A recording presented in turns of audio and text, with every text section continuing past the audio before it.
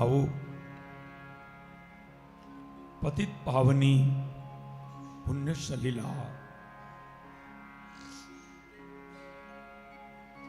માં ગંગાના પાવન કિનારે સુખદેવજી મહારાજ આ કથા પરીક્ષિતને વર્ણવી રહ્યા છે. મૈત્રી ઋષિ વિદુરજીને વર્ણવી રહ્યા છે. અને એ જ પતિત પાવની ગંગાના પાવન કિનારે આપણે આજે આ ભાગવત કથાના 5મા દિવસે મંગલમય કથાનું શ્રવણ કરી રહ્યા છીએ.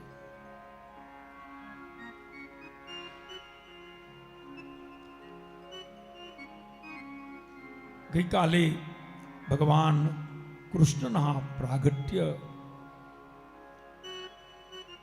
ચરિત્ર અને ઉત્સવનો આપણે ખૂબ આનંદ લીધો.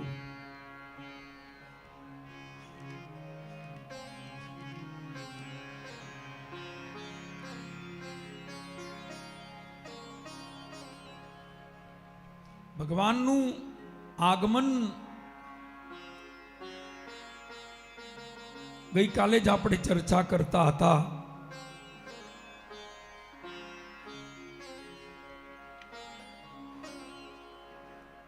ધર્મનું સ્થાપન કરવા માટે, દુષ્ટ દુરાચારીઓ રાક્ષસોનો વિનાશ કરવા માટે, સંતો સાધુઓ સજ્જનો બ્રાહ્મણો ગાયો દેવતાઓનું રક્ષણ કરવા માટે ભગવાનનું આગમન છે.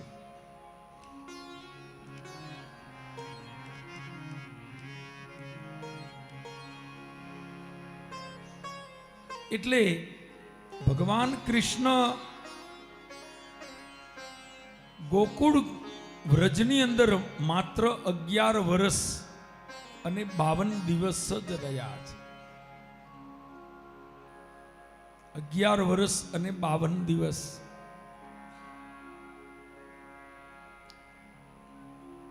ખૂબ દુઃખ છે વ્રજવાસીઓને, યશોદાને, નંદ બાવાને. પણ ભગવાને કહ્યું કે મારું આગમન માત્ર વ્રજની અંદર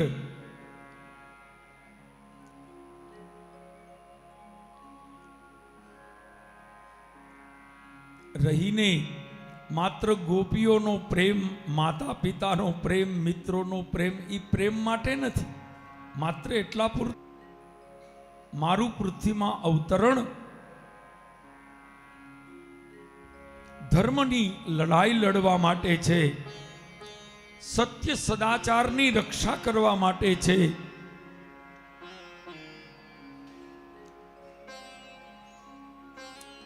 અગિયાર વર્ષ જ વ્રજમાં રહ્યા અને પછી તો મથુરા અને દ્વારિકા. ભગવાન કૃષ્ણની કથા જુઓ ને તો દ્વારિકાનાથ જીવનભર લડ્યા છે. ભગવાન કૃષ્ણનું ચરિત્ર એટલે સંઘર્ષ કથા છે. સતત લડ્યા છે, સતત લડ્યા છે.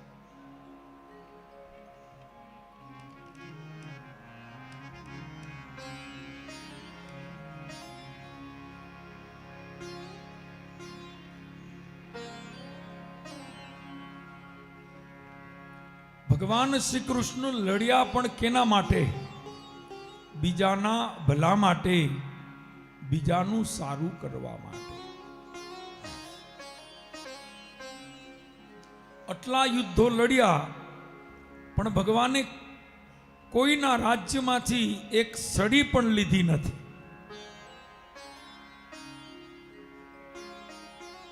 કોઈનું પાણી પણ પીધું નથી. સોનાની દ્વારિકાના સમ્રાટ હતા. કોઈનું એક રત્તી ભાર સોનું પણ ભગવાને લીધું નથી.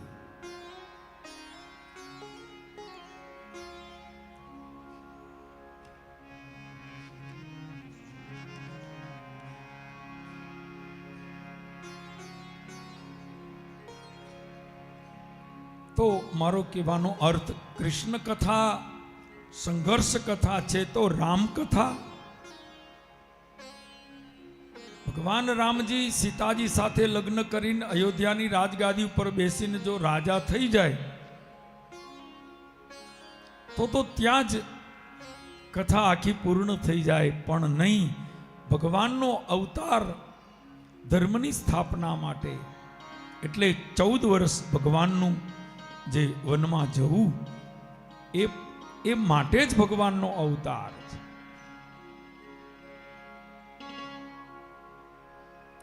તો રામ કથા અને કૃષ્ણ કથા એ પ્રેરણા આપે છે. જીવનમાં ક્યારેક સંઘર્ષ આવે, તકલીફ આવે, મુશ્કેલી આવે, સંકટ આવે, લડવું પડે તો હિંમત ન હારવી, વિશ્વાસ રાખવો, ભરોસો રાખવો, સત્ય અને ધર્મના માર્ગે ચાલીને લડવું પડે તો લડવું.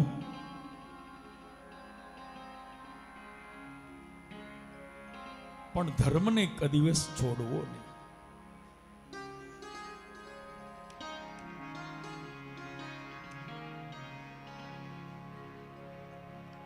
વ્રજની અંદર જ્યારે સમાચાર મળ્યા કે નંદ યશોદાને ઘેરે પુત્રનો જન્મ થયો, એ સમાચાર સાંભળીને તમામ ગોકુળવાસીઓ, આજુબાજુના ગ્રામવાસીઓ બધા તૈયાર થઈ સુંદર વસ્ત્રો પરિધાન કરી, અબીલ ગલાલ, કંકુ, પુષ્પ, અક્ષત લઈ નંદ યશોદાના પુત્રનું દર્શન કરવા, એનો આનંદ વ્યક્ત કરવા માટે નંદ ભવનમાં એકત્ર થયા છે.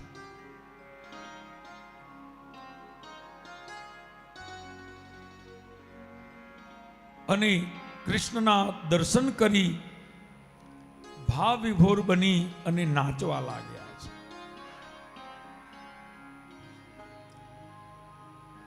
નંદ મહોત્સવમાં જે વ્રજવાસીઓ નાચ્યા છે એ સહજ નાચ્યા છે. કોઈએ કીધું નથી કે તમે રમવા આવો, કોઈ તમે હાથ પકડીને તેડી આવો ને રમે, એમાં હું વાતમાં. આ તો સહજ ભાવ. એને રમવું નહોતું પણ રમાઈ ગયું, એને નાચવું નહોતું પણ નચાઈ ગયું. એ તો અંદરનો ભાવ છે. મનમાં જ એવો ભાવ થાય એને પછી ખબર પડે કે મારે તો નાચવું નહોતું પણ કેમ નચાઈ ગયું. એ આનંદ છે, એ સહજતા છે.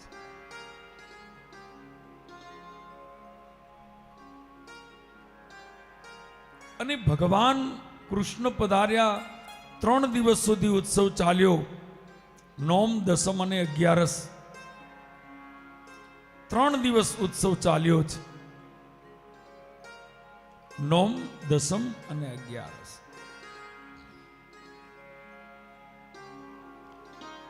લોકોને એટલો આનંદ થયો, એટલી પ્રસન્નતા થઈ, અને આનંદના એ આવેશમાં લોકો ખૂબ રમ્યા છે. કોઈને કહ્યું નથી કે તમે રમો, એની મેળે. લોકોને આટલો આનંદ શું કામ થયો? એના 2 જવાબ છે. એક સર્વ સામાન્ય જવાબ તો ઈ છે કે જ્યાં ભગવાન પધારે ને ત્યાં આનંદ જ હોય. જ્યાં ભગવાન આવે ત્યાં આનંદ જ હોય. કેમ કે ભગવાનનું અસલ સ્વરૂપ જ આનંદ છે. ભગવાન એટલે આનંદ, કૃષ્ણ એટલે આનંદ, રામ એટલે આનંદ.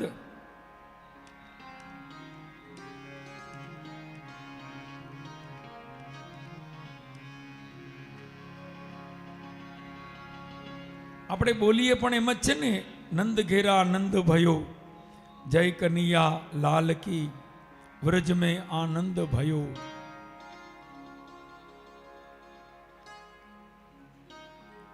એમ બોલાય છે, નંદ ઘેર આનંદ ભયો.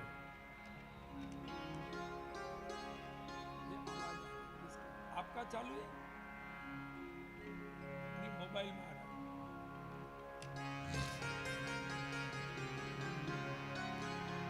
આપણે શું બોલીએ? નંદ ઘેર આનંદ ભયો. નકર બોલવું તો એમ જોઈ ને કે નંદ બાબાને ઘેર બાબો આવ્યો. વાસ્તવિકતા શું છે? નંદ બાબાને ઘેર બાબો આવ્યો. આપણે ઘેર બાબો આવ્યો તો એમ જ બોલીએ ને, ફલાણા ભાઈને ઘેર બાબો આવ્યો, બેબી આવી. પણ અહીંયા એમ બોલાય છે નંદ ઘેર આનંદ ભયો.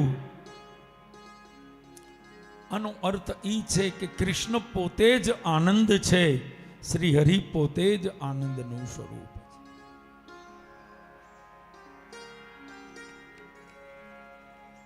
આનંદ એ ભક્તિ માર્ગનો શબ્દ છે. આનંદનો કોઈ વિરોધી શબ્દ નથી. આ દુનિયામાં જેટલા શબ્દો છે ને એના વિરોધી શબ્દ છે. સુખ છે તો દુઃખ છે, દિવસ છે તો રાત છે, જન્મ છે તો મૃત્યુ છે, સજન છે તો દુર્જન છે, સુગંધ છે તો દુર્ગંધ છે, સારું છે તો ખરાબ છે. જેટલા શબ્દો છે ને એનો વિરોધી શબ્દ છે તમામ. તડકો છે તો સાયો છાયો છે, અમૃત છે તો ઝેર છે, સ્વર્ગ છે તો નર્ક છે, પાપ છે તો પુણ્ય છે, ઠંડુ છે તો ગરમ છે. દરેક શબ્દનો વિરોધી શબ્દ છે.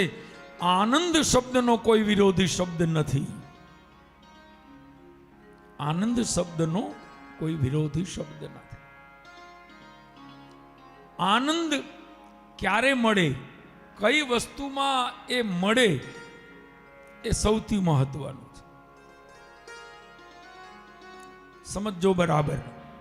તમે કોઈ સત્કર્મ કરો, પુણ્ય કરો, સેવા કરો, દાન કરો, ઉપાસના કરો, તપ કરો, જપ કરો,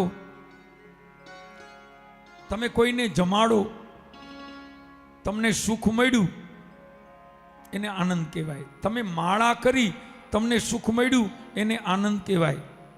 તમે જાત્રા કરી, તમને લહેર આવી, એને આનંદ કહેવાય. તમે ભક્તિ કરી, તમને ખુશી મળી, એને આનંદ કહેવાય. પૂજા કરી, તમને મજા આવી, એને આનંદ કહેવાય. તમે કથા સાંભળવા બેઠા છો, જો તમને આનંદ આવે છે, તમને ગમે છે, સારું લાગે છે, તો આને શું કહેશો? આને મજા ન કહેવાય, આને આનંદ કહેવાય.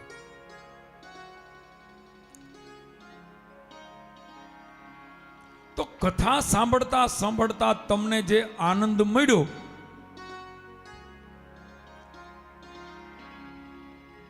એનું વિરોધી શું?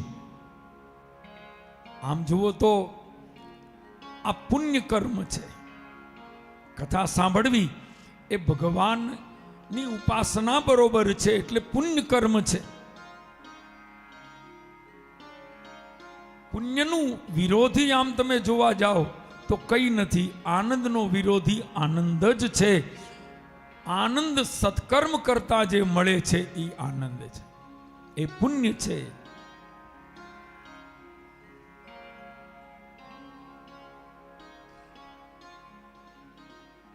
તો ભગવાન જ્યાં પધારે, અરે ભગવાનની કથામાં પણ એની હાજરી નથી. આપણે ગઈકાલે રાત્રે અહીંયા કૃષ્ણ જન્મ ઉજવ્યો. અહીંયા ક્યાં ભગવાન સાક્ષાત આવ્યા છે? અહીંયા તો આપણે એની કથા કરીએ છીએ. સાંભળજો બરાબર. આપણે ભાગવત કથા કરી રહ્યા છીએ. ગઈકાલે રાત્રે કૃષ્ણ જન્મોત્સવની અંદર આપણે એટલો બધો આનંદ કર્યો. હકીકતમાં અહીંયા તો એની કથા ચાલે છે. એની કથામાં પણ જો આપણે એટલા આનંદની અંદર મશગુલ બની જતા હોય, એ ઉત્સવની અંદર આપણે ભાવ વિભોર બની જતા હોય, તો તમે વિચાર કરો. ગઈકાલે એમ જ લાગતું હતું ને કે કનૈયો આપણી સાથે જ છે, ભગવાન આપણા સાથે જ. ભલે ભગવાન આપણે જોઈ નહોતા શકતા, પણ અનુભવી રહ્યા હતા.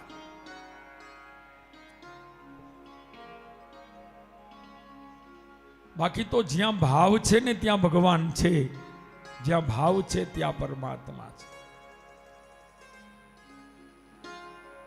ભગવાનની કથામાં એટલો આનંદ થાય, આટલી લહેર આવે, આટલો આપણે સરસ ઉત્સવ ઉજવીએ. વિચાર કરો, સાક્ષાત ભગવાન જ્યાં પધાર્યા હશે અને જ્યારે એનું પ્રાગટ્ય થયું હશે ત્યારે કેવો આનંદ થયો હશે. એ તો એના જેવું છે ભાઈ. એક રાજ્યના મુખ્યમંત્રી આવે ને તો એ વ્યવસ્થા બદલી જાય. ઉત્તર પ્રદેશના મુખ્યમંત્રી અહીંયા આવે તોય તમે જુઓ તો 2-5 હજાર માણસ આવી જાય, વ્યવસ્થા મંડે થવા. અને એમાંય આપણા દેશના વડાપ્રધાન આવવાના હોય તો મોદી સાહેબ આવવાના હોય કે ભાઈ હમણાં મોદી સાહેબ આવશે તો એક દેશના વડાપ્રધાન આવવાના હોય અને તો પણ આખો માહોલ બદલી જાય. તો તમે વિચાર કરો, 14 બ્રહ્માંડના સ્વામી પરિબ્રહ્મ પરમાત્મા શ્રી હરિ આવવાના હોય તો એની દિવ્યતા, એની અલૌકિકતા, એનો વૈભવ કેવો હોય.